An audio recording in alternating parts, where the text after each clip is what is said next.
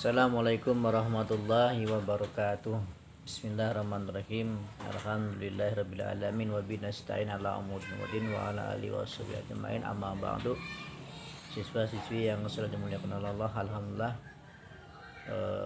pada hari ini kita masih berikan nikmat oleh Allah, nikmat kesehatan yang begitu luar biasa, sehingga pada hari ini kita masih dalam keadaan sehat. Insyaallah kita semua diberikan kesehatan oleh Allah semuanya. Amin ya Allah ya rabbal alamin. Siswa-siswi yang selalu dimuliakan oleh Allah, ini materi buat kelas 10 dan kelas 11 ya. Kelas 10 dan kelas 11 kita samakan materinya ya. Bismillahirrahmanirrahim. Kemarin masih berkaitan dengan sholat ya. Sekarang beranjak ke syarat sah sholat. Syarat sah sholat, karena sholat ini sangat penting ya.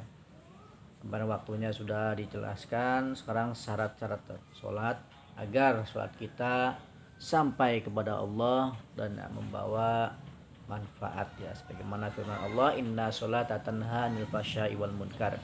Karena sholat itu mencegah perbuatan keji dan munkar ya. Bagaimana kalau seorang sholat tapi ternyata dia tidak sesuai dengan perilakunya, dengan syariat Islam, mungkin jangan-jangan sholatnya ada yang salah sehingga tidak membawa manfaat. Padahal udah jelas ya. Padahal udah jelas kata Allah, sholat itu mencegah perbuatan keji dan mungkar. Tapi orang yang sholat ternyata tidak ya. Berarti sholatnya mungkin ada yang salah. Baik itu mungkin dari wudunya, mungkin dari tempatnya, mungkin bisa dari pakaiannya, mungkin juga bisa dari tidak kekhusyuannya. Karena tidak khusyuk sehingga sholat itu tidak sampai kepada Allah, sehingga tidak ada manfaatnya dalam ibadah sholat. Maka ya ada syarat-syarat sahnya agar sholatnya sah sehingga sampai kepada Allah ya. Nah, syarat-syarat sah sholat yang pertama adalah suci dari hadas besar dan hadas kecil ya. Jadi orang yang sholat itu harus suci ya, baik hadas besarnya ataupun hadas yang kecilnya. Bagaimana sabda Rasulullah sallallahu alaihi wasallam, la yaqbalullahu sholata ahadikum idza ahdasa hatta yatawaddu'a ya. Allah tidak menerima sholat seseorang di antara kamu apabila ia berhadas hingga ia berwudu ya. Jadi kalau punya hadas kecil ya, berarti dia harus berwudu. Kentut ya, sentuhan antara laki-laki dan perempuan ataupun memegang-megang yang lain-lainnya, yaitu hadas kecil, maka itu dengan berwudu ya. Kalau hadas besar berarti dia harus mandi besar dulu ya, mandi besar dulu. Sudah selesai mandi besar baru berwudu, baru sholat. Itulah ya salah satu agar sholat kita sah ya, diterima oleh Allah. Nah, yang kedua syarat ya agar sholatnya sah adalah suci badan, pakaian, dan tempat dari najis ya. Suci badan, pakaian, dan tempat dari najis ya.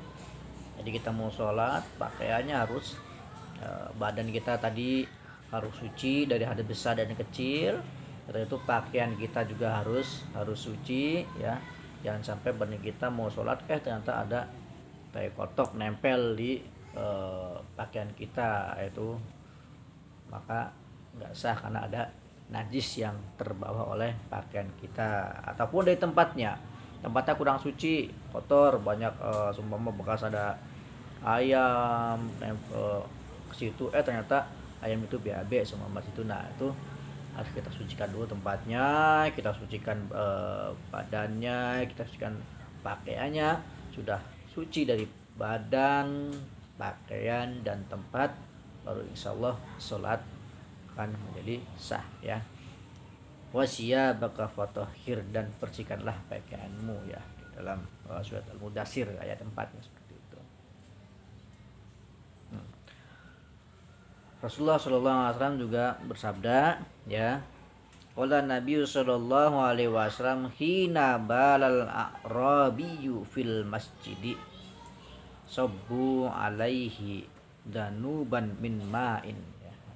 Ketika seorang Arab Badui kencing di dalam masjid, Rasulullah Shallallahu Alaihi Wasallam berkata, tuangi olehmu kencing itu dengan setimba air, ya. Jadi maksudnya adalah tempat yang kena najis itu tadi harus dibersihkan dulu, ya. Harus dibersihkan, dibuang najisnya, kotor-kotornya dibuang, harus dibersihkan biar suci sehingga sah untuk sholat, ya. Maksud daripada hadis ini adalah seperti itu, ya. Jangan sampai ada ketika sholat ternyata tempatnya itu tadi bekas orang kencing atau dan yang lain sebagainya lah, kotor-kotoran yang lain, ya. Itu yang kedua. Yang ketiga adalah menutup aurat. Nah, jadi orang sholat itu harus tertutup auratnya semuanya, ya. Aurat laki-laki ya dari pusar sampai ke lutut itu harus tertutup semuanya, ya. Tapi kalau sholat mah walaupun udah tertutup pusar sampai lutut, ya, tapi lebih afdalnya adalah pakaian seperti ini, ya. Minimal pakaian seperti ini sampai ke bawah itu rapih, ya. Walaupun pakai kaos dalam sumpama yang bagi yang laki-laki gitu, ya. Bagi yang laki-laki, karena laki-laki itu auratnya ada pusar sampai ke lutut, ya pakai kaos dalam aja sudah boleh sebenarnya, ya, kan udah tertutup. Tapi secara akhlak tidak pantas, ya, untuk menghadap Allah, ya. Kita langsung berhubungan kepada Allah hanya pakaian seperti itu, ya. Walaupun auratnya hanya pusar dan sampai ke mata kaki, ya, itu aurat laki-laki. Kalau perempuan semuanya, semua kecuali telapak tangan dan muka, ya. Muka dan telapak tangan itu bukan aurat, tapi semuanya selain itu bagi perempuan aurat semuanya. Maka ketika sholat harus tertutup semuanya, ya, harus tertutup semuanya. Dan harus pakai pakaian yang rapi dan pakaian yang bagus, ya. Maka kata firman Allah, ya bani adama khudu zinatakum inda kulli masjid, ya. Hai anak Adam, ya, kita semuanya, ya, kita semuanya manusia ini adalah anak Adam, ya, disebutnya adalah anak Adam. Maka di sini dalam surat Al-A'raf itu, hai anak Adam, apabila hai anak Adam, pakailah pakaianmu yang indah di setiap memasuki masjid. Jadi maksudnya, hai anak Adam, apabila engkau mau masuk masjid, nah, maksudnya gitu, ya. Hai anak Adam, apabila engkau mau masuk masjid, maka pakailah pakaian yang indah, ya. Jadi maksudnya kalau mau sholat, ya pakailah pakaian yang terbaik, gitu, ya. Ya, kita mau menghadap temen, kita pakai yang rapi, ya, rapi banget, ya. Ketemu acar itu, yang punya pacar itu, ya, rapi banget yang pakaiannya. Tapi ketika menghadap Allah ternyata pakaiannya biasa-biasa. Nah, itu jangan, ya. Tapi menghadap Allah itu pakaiannya lebih rapi daripada menghadap manusia, ya. Menghadap Allah lebih rapi daripada menghadap manusia, gitu, ya. Lebih rapi, yang lebih sopan, ya. Itu yang ketiganya. Yang keempatnya adalah agar sholat kita sah, mengetahui waktunya, waktu sholat, ya. Mengetahui waktu, ya. Jangan sampai sholat duhur, belum waktunya sholat duhur, udah sholat duhur mentang-mentang udah siang, udah panas terik matahari, gitu, ya, main sholat duhur aja. Nah, ini tidak tahu waktunya berarti, ya. Boleh, ya, sekarang mah udah tahu semuanya lah, ya, karena udah di mana-mana kita mendengarkan azan.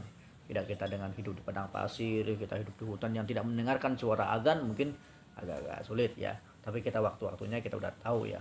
Kalau udah matahari udah tergelincir, udah di atas, benar-benar di atas, ya, udah berdiri tegak. Kalau kita ini gambarnya udah berdiri tegak, berarti itu udah masuk, ya, waktunya, waktu sholat zuhur, ya. Jadi udah mengetahui waktunya. Jangan sampai seperti dikisahkan oleh Rasulullah ketika Rasulullah Isra dan Mi'raj, ya, banyak orang yang mukulin kepalanya sendiri sampai berdarah, sehingga Rasulullah bertanya pada malaikat, ternyata kenapa itu orang, ya, itu karena mereka sholat tetapi tidak sesuai pada waktunya. Ini tidak sesuai dengan waktu sholat lah, ya, sehingga mereka diazab oleh Allah, mukulin kepalanya sendiri sampai berdarah, sampai mengalir darahnya, itu. Nah, itu akibat daripada tidak mengetahui waktu sholat, mungkin salah satunya seperti itu ya. Yang keempat adalah menghadap ke kiblat ya, menghadap ke kiblat. Jadi kita sholat harus menghadap ke kiblat ya, ya menghadap ke kiblat, jangan sampai kita menghadap ke selain Ka'bah, selain kiblat ya. Maka kalau sholat lebih enak adalah di musola ataupun di masjid-masjid ya, bagi laki-laki ya. Perempuan ya sunahnya adalah di rumah ya. Tapi walaupun di rumah, bagi perempuan harus mengetahui arah kiblatnya arah yang mana ya, jangan sampai salah ya. Apalagi kalau pulang pergi-pergian tur ya, main ke kampung selama yang jarang kemana-mana, ternyata pergi ya, kadang-kadang suka keder arahnya kemana gitu ya, ya itu seperti itu ya. Nah itulah ya, jadi ada 5 syarat-syaratnya sahnya sholat. Tadi yang pertama adalah suci dari hadas besar dan hadas kecil ya, suci badan, pakaian dan tempat ya, terus menutup aurat ya, mengetahui waktu sholat, dan terakhir adalah menghadap ke kiblat ya. Mungkin itu aja ya sesuatu yang sudah dimuliakan Allah. Ini materi adalah buat kelas 10 dan kelas 11 ya. Kurang lebihnya mohon maaf. Assalamualaikum warahmatullahi wabarakatuh.